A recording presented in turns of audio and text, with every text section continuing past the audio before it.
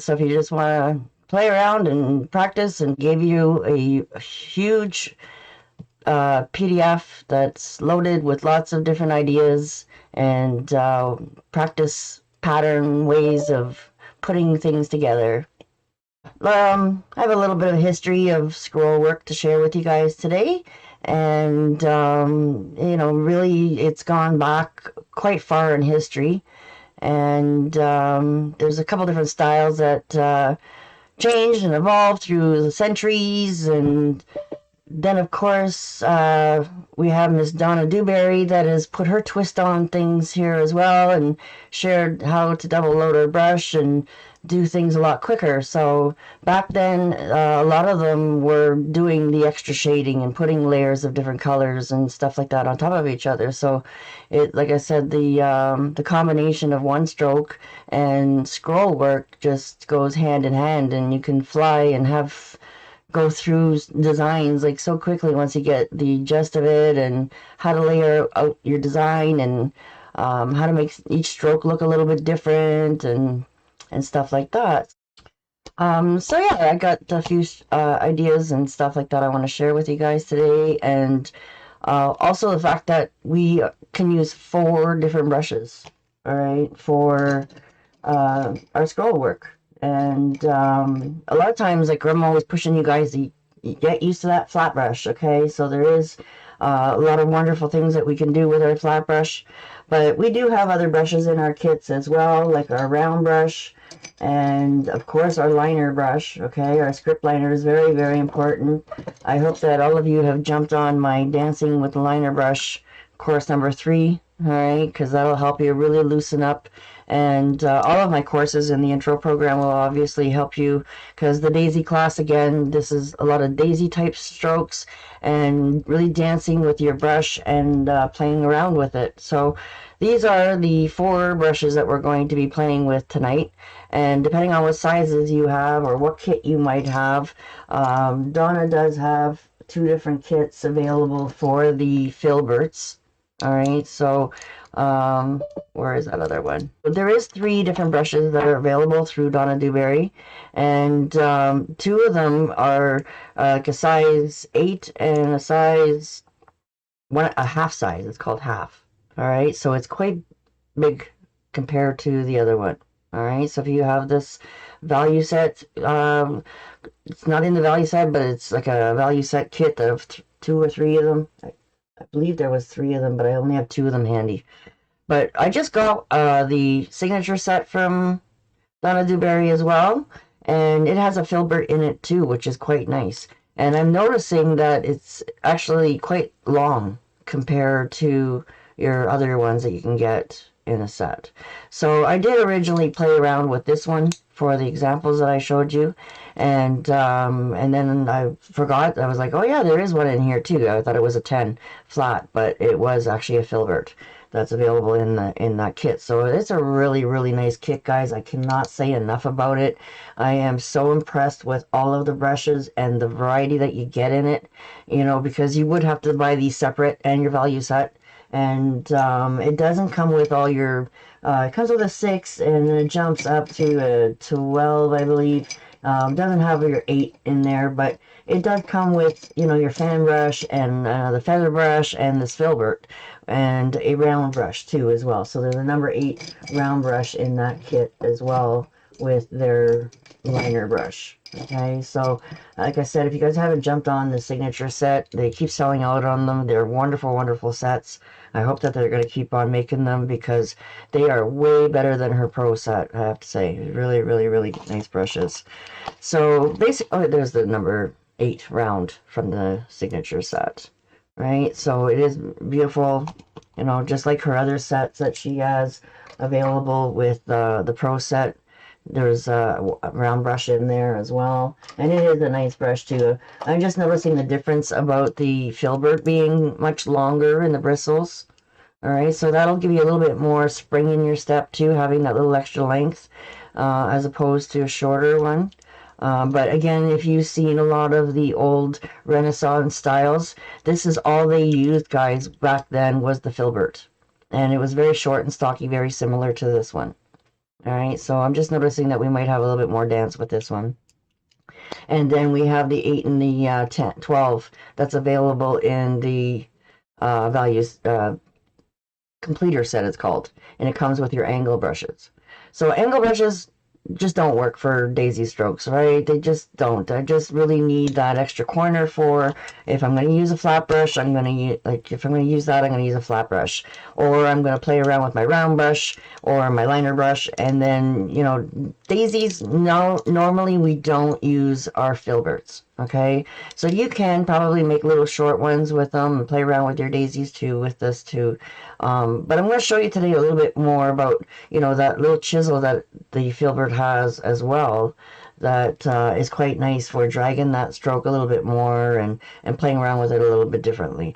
So they all have their pros and cons, guys. Okay, so some you'll be able to do different styles a little bit easier than others. Okay, you'll have a little, depending on your chisel on your brushes, guys, make sure that they're really good and staying together nicely for you. Doesn't matter what brush you're going to be using, you know, they all have to be taken care of and not sitting out crazy and stuff like that. All right, so you guys got your supply list. Definitely going to need white or gray, black carbon if you want to have the circles that I gave you guys, trace them and then follow them on more other items to practice and play around with your designs, and then you'll be able to erase all those lines. Like if you'll see in some of my examples, I may as well just put you right down here, maybe you can see better. um, you know, I have it with marker here for you guys so that you'll be able to practice right on these sheets if you want. Use my templates here to get an idea of how to do simple vine style ones that you can do like around a border or on a wall, or you know, you're going to do that all the way around all four sides of something, you know, and you can do it in a little bit smaller scale. But you know, again, this is a good size to practice with and play around with, and just do general scroll designs.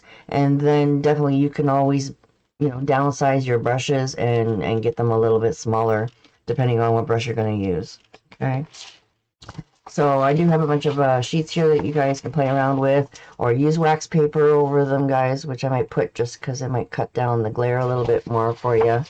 And I want to show you guys some designs that I did. Actually, this is through Skill Builders, and you know, with the Donna Dewberry style that I teach, definitely, you know, she has shared with us in that there's two styles that she has, she likes to do, and she calls them like more of a symmetrical, right? So you're going to have your scroll work all come in on the same movement. Everything you're doing on one side, you're trying to do on the other side. And then, of course, you have your ones that are going to be in the middle to kind of give it that little bit of a center to it. But basically, everything on this design here is all symmetrical. All right, so most of our designs that we do are really loose and free form. So this is what you call more free form. They could be totally different on one side than the other, which makes things a lot easier, guys, to create designs, because you can just kind of feel and play, and every one of them is going to look a little bit different depending on, you know, how much room you left yourself and what you want to throw in there, and some advanced type scroll techniques that we can pop in, you know. And then of course we always have to baby step you and get you in slowly and show you the easiest, and then slowly work you into some harder strokes. So this is definitely another free form style here where they're actually crossing over each other. Okay, so that's like a real free form style. And then of course, you know, any kind of movements that you're making, whether it's the ovals or circles or S shapes. Okay, this is like an S shape that we're doing. Definitely, you know, they can be totally different and then curl around a little bit differently. All right, so those are just some examples that I want to share with you guys. I did share on the group some examples before I was able to get my original designs done and share with you. So I have also made some practice sheets up for you that breaks things down a little bit more. And we're definitely going to start with our liner brush first to warm up and play around and get that feel of the paint and how much water or medium should you put in there, and and all that kind of stuff. All right, so you guys have my sheets printed out, then you'll be able to use these ovals, no problem.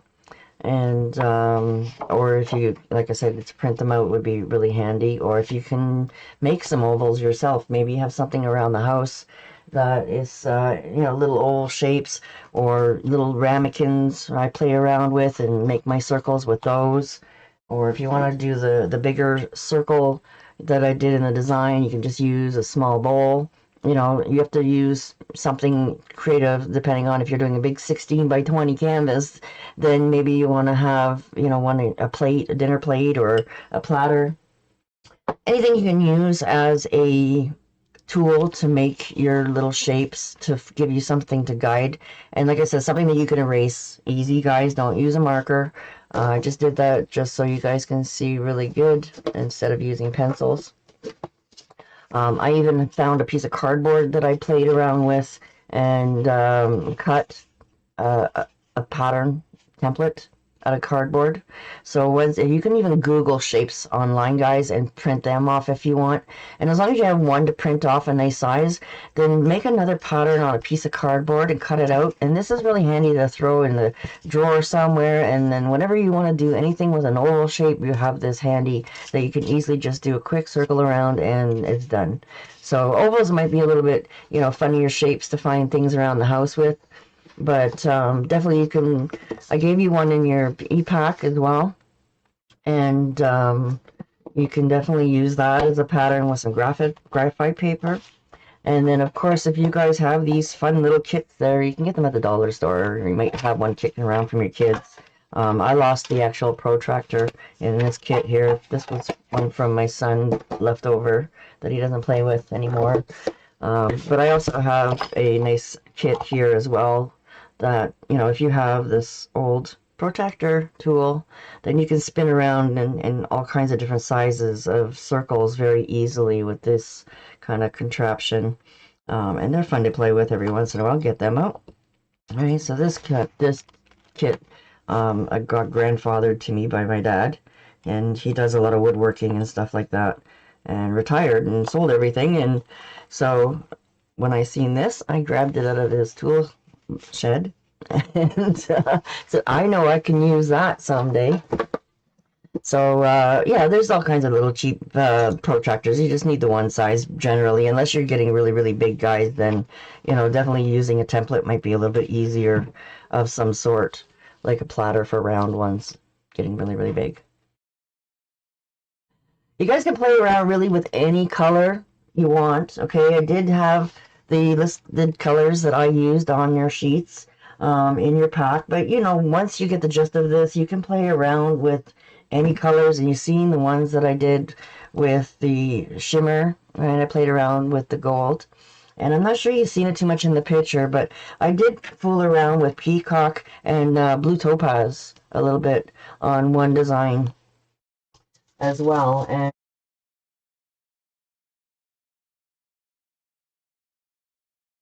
but maybe you can see it a little bit better here in the picture that I did mix both. I double loaded the peacock with the blue topaz shimmer. Okay, so that gave it a little bit more depth too, not being too shiny, just to dull it down a little bit. And they're like very, very close in how dark they are together, right? Your shimmers are a little bit translucent, and they'll pick up any color that you work on. So I did have a couple different colored cardstocks that I played around with. I had some brown, soft colored ones that, you know, it was a little bit mottled in the background. And then, you know, you got your gray basic ones, and then these ones are a little bit bluey gray. So it depends on what you can get in your area, just to fool around on, just to get some idea of color and playing around on what it looks like. Because some colors will pop out a lot better on black, right? Especially when you're playing with, this is all 100% gold treasure, okay, that I played around with on here. All right, so I didn't mix any other colors with that. So it's really easy to get a whole used to the scroll design with one color. Then when you get used to all the patterns and how to put things together, then definitely you can pop it up and put two colors together like we always do with one stroke, and get those little extra streaks and highlights and pops and stuff like that to pop out. Right? And then also with different brushes, you're going to load them differently. Okay, so we're going to do a flat brush and a round brush, and these are totally different on how we're going to load our brush to be able to get those two tones. All right, so some people haven't played around a lot with round brushes, so definitely this is one of my favorites to use in scroll work, and of course the script liner. Right, so you'll see that there's some benefits and things that we can do a lot easier with a round brush as well. Okay, so definitely use the smallest one that you have, like the 8, because we don't want them to be too big in our design and practice.